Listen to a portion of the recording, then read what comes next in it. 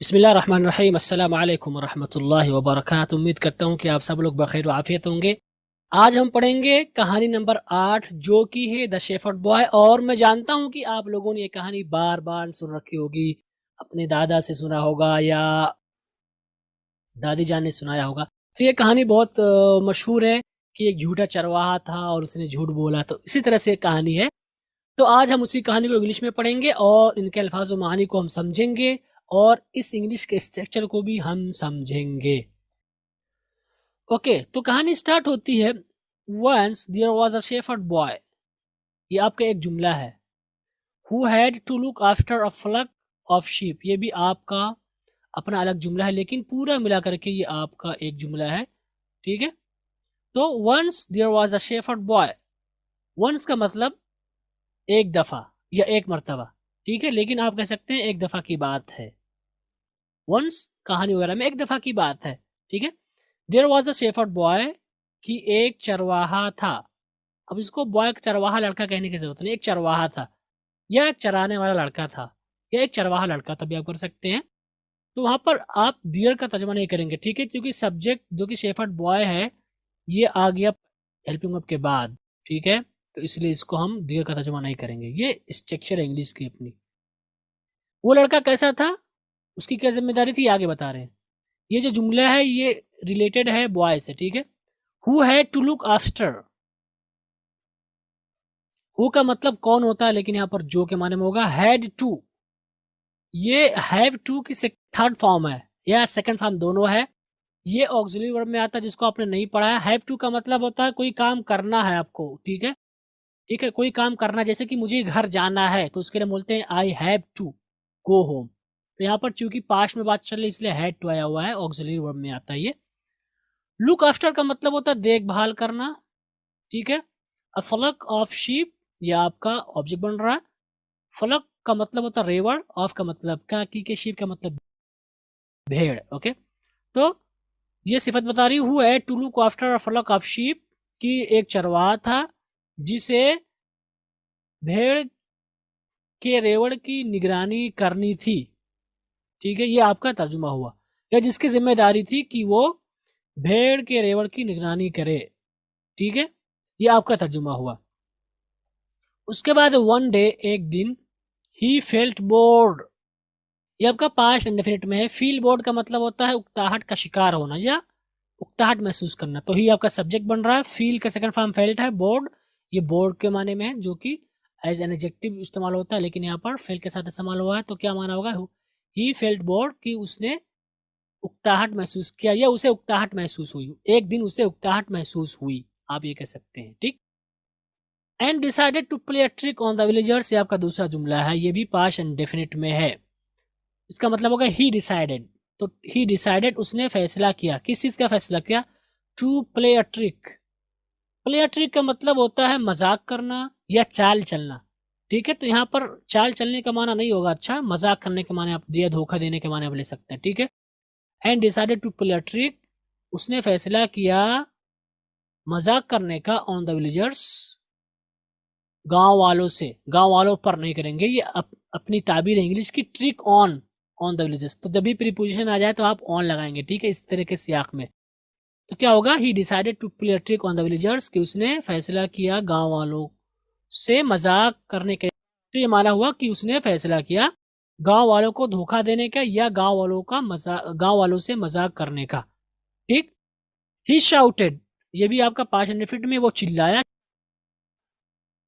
Shout का मतलब होता है चिल्लाना। Shouted second form. हेल्प ओल्फ, ओल्फ मेरी मदद करो, भेड़िया आ गया, भेड़िया आ गया। लफ्ज तर्जुमा होगा मदद करो भेड़िया, भेड़िया। ठीक है, तो ओल्फ का मतलब भेड़िया होता है। उर्दू में कैसे बोलते हैं, भेड़िया आ गया, भेड़िया आ गया, मेरी मदद करो। ठीक है, इसलिए मैंने ऐसा तर्जुमा किया, तो वही माना है। हेल्प मेरी मदद करो, भेड़िया आ गया, भेड़िया आ गया। ठीक है। उसके बाद है the villagers heard his cries and rushed out of the village to help the shepherd boy. ये आपका पूरा जुमला है और ये जुमला है पास्ट इंडेफिनिट अफर्मेटिव में। द विलेजर्स ये आपका सब्जेक्ट बन रहा है। हियर सेकंड फॉर्म हर्ड है, सुनने के माने में है, जो कि वर्ब है। हिज क्राइज ये आपका ऑब्जेक्ट बन रहा है। उसके बाद रश्ड, ये भी आपका दूसरा जुमला है। Rushed out of the village to help the shepherd boy, ये भी पास्ट इंडेफिनिट अफर्मेटिव में है। ठीक। So the villagers heard his cries, गांव वालों ने उसकी चीखों पुकार को सुना। ठीक है, चीखों पुकार, क्राइज का मतलब चीखों पुकार, उसकी चीखों पुकार को सुना।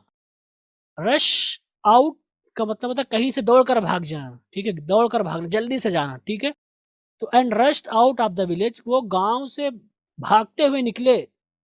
कहां पर? To help the shepherd boy, या किस लिए? चरवाहे लड़के की मदद करने के लिए। ठीक है, तो गांव वालों ने उसकी चीखों पुकार को सुना और चरवाहे लड़के की मदद करने के लिए गांव से दौड़ते हुए भागे या गांव से भागे। ठीक, उसके बाद है व्हेन दे रीच्ड हिम, ये आपका पूरा पास्ट एंड डेफिनेट अफर्मेटिव का जुमला है, सिंपल में है। व्हेन का मतलब जब, दे का मतलब वो लोग, रीच का मतलब पहुंचना, सेकंड फॉर्म, हिम का मतलब वो। अच्छा, कुछ लोग रीच के साथ टू इस्तेमाल करते हैं, रीच के साथ टू इस्तेमाल नहीं होता, आप गलती नहीं करेंगे, रीच हमेशा डायरेक्टली इस्तेमाल होता है। ठीक है, सिर्फ रीच की बात कर रहे हैं। तो व्हेन दे रीच्ड हिम, जब वो लोग उसके पास पहुंचे। यहाँ पर गर्चे पास का कोई वर्ड नहीं है इंग्लिश में, लेकिन फिर भी हम तर्जुमा क्या करेंगे, उसके पास पहुंचे। तो जब वो लोग उसके पास पहुंचे, दे आस्क्ड, उन्होंने पूछा, ये भी आपका पास्ट एंड डेफिनेट अफर्मेटिव में है। वेयर इज द वुल्फ, ये आपका इंट्रोगेटिव सेंटेंस है, सिंपल में, यानी इसमें कोई टेंशन नहीं पाया गया। वेयर मीन्स कहाँ, इज द वुल्फ, भेड़िया। ठीक है, भेड़िया कहाँ है या कहाँ है भेड़िया? एक तो भेड़िया कहाँ है या कहाँ है भेड़िया, दोनों आप कर सकते हैं। ठीक, the shepherd boy laughed loudly, ये आपका पूरा एक जुमला है जो कि पास्ट एंड डेफिनेट अफर्मेटिव में है। द शेफर्ड बॉय, ये आपका सब्जेक्ट बन रहा है। लाफ्ड ये सेकंड फॉर्म है, लाफ की हंसने के माने में, लाउडली ये आपके दी वर्ड्स मान लेंगे, जोर से। ठीक है, the shepherd boy loudly laughed, की जो चरवाहा लड़का था वो जोर जोर से हंसा, हा हा हा। Okay, I fooled all of you, ये भी आपका पास्ट एंड डेफिनेट का जुमला है। आई का मतलब मैं, सब्जेक्ट बन रहा है। फूल्ड का मतलब बेवकूफ बनाना, ये आपका वर्ब है। ऑल ऑफ यू, तुम तमाम लोगों को, तुम सारे के सारे लोगों को, ये आपका ऑब्जेक्ट बन रहा है। तो आई फूल्ड ऑल ऑफ यू, मैंने तुम सारे लोगों का मजाक उड़ाया, या मैंने तुम सारे लोगों को बेवकूफ बनाया। ठीक, मैंने तुम सारे लोगों को बेवकूफ बना दिया भी आप कर सकते हैं, या मैंने तुम सारे लोगों को बेवकूफ बनाया। उसके बाद है I was only playing a trick on you, यह आपका पास्ट कंटिन्यूअस अफर्मेटिव का जुमला है। आई सब्जेक्ट बन रहा है, वॉज हेल्पिंग वर्ब, आई के साथ हम हेल्पिंग वर्ब वाज लाते हैं। ओनली दी वर्ड्स इसको मान के चलेंगे। प्लेइंग आईएनजी फॉर्म है, ये आपका वर्ब है। आ ट्रिक, ये आपका जो है ऑब्जेक्ट बन रहा है। ऑन यू, ये आपका दी वर्ड्स में आ जाएगा। तो क्या तर्जुमा होगा, I was only playing a trick on you, कि मैं तो तुम सारे लोगों से मजाक कर रहा था, मैं तो सिर्फ तुम सारे लोगों से मजाक कर रहा था। यू का मतलब यू ऑल होगा, कि I was only playing a trick on you, कि मैं तुम सब लोगों को धोखा दे रहा था या तुम सारे लोगों से मजाक कर रहा था। ठीक है, तो ये पहला पैराग्राफ का तर्जुमा हुआ। आगे चलते हैं। आगे है अ फ्यू डेज लेटर, इसका मतलब होगा कुछ दिनों बाद। फ्यू का मतलब कुछ, डेज का मतलब दिन, लेटर का मतलब बाद। अ फ्यू डेज लेटर, कुछ दिनों बाद। The shepherd boy played this trick again, ये आपका पूरा एक जुमला है पास्ट एंड डेफिनेट अफर्मेटिव में।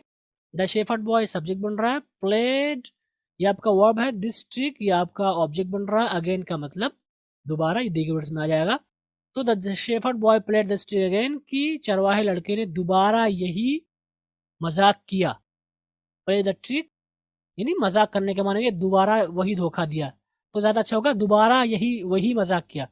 गर्चे दिस आया हुआ, लेकिन इसका तर्जुमा वही से आप करेंगे। ठीक है, तो चरवाहे लड़के ने दोबारा यही मजाक किया या वही मजाक किया, दोनों चल सकता है, कोई दिक्कत नहीं है। ठीक है, अगेन ही क्राइड, दोबारा वो चीखा या चिल्लाया। हेल्प हेल्प ऑल, वो मेरी मदद करो मेरी मदद करो, भेड़िया आ गया भेड़िया आ गया। ठीक, अगेन दोबारा।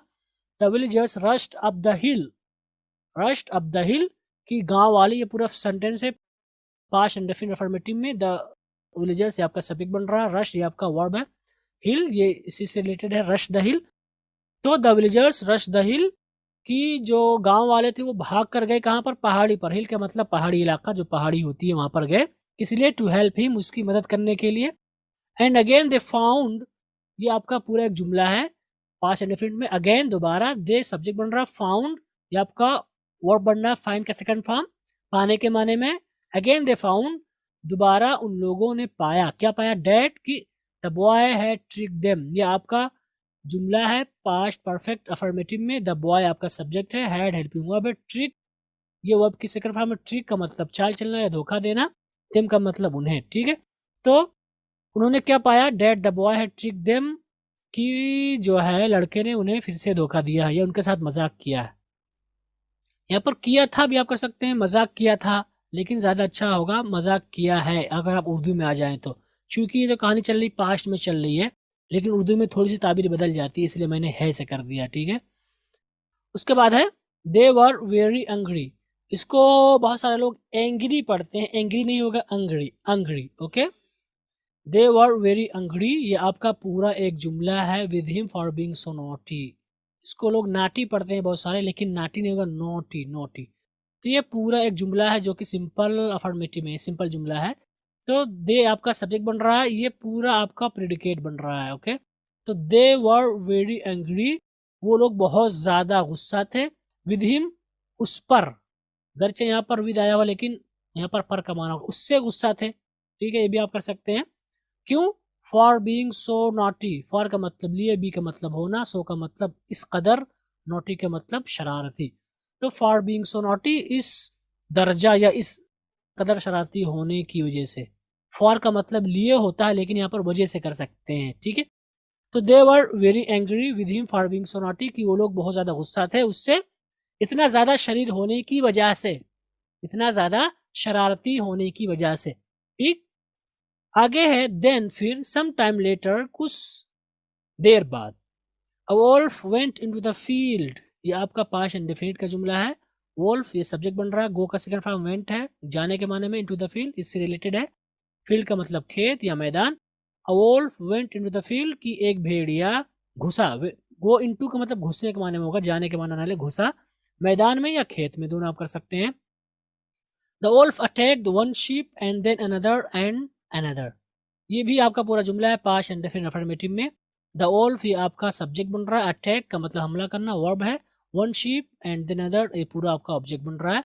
तो क्या तर्जुमा होगा, the wolf attacked one sheep, कि भेड़िए ने हमला कर दिया, ठीक है, एक भेड़ पर, फिर दूसरे पर, और फिर तीसरे पर। अगर यहाँ पर नजर आया हुआ तो यहाँ पर तीसरे का माना हम उर्दू में करेंगे, पहले पहले पर, फिर दूसरे पर, फिर तीसरे पर, ठीक है। इस तरह उसने हमला करना शुरू कर दिया। उसके बाद the shepherd boy ran towards the village shouting help help help help somebody, ये पूरा आपका जुमला है जो कि पास्ट इंडेफिनिट में है।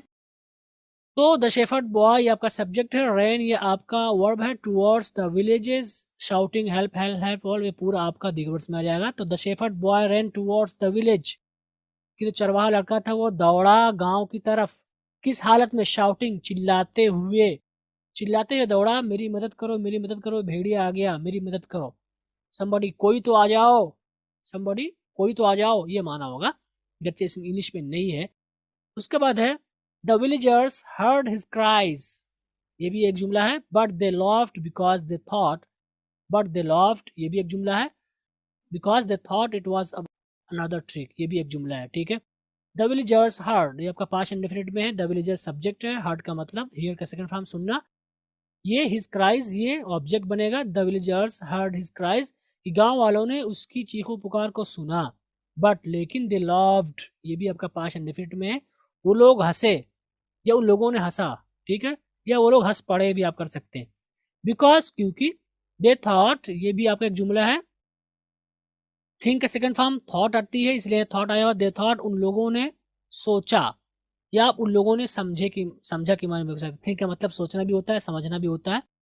तो दे थॉट उन लोगों ने सोचा या उन्हें लगा भी आप कर सकते हैं, ठीक है।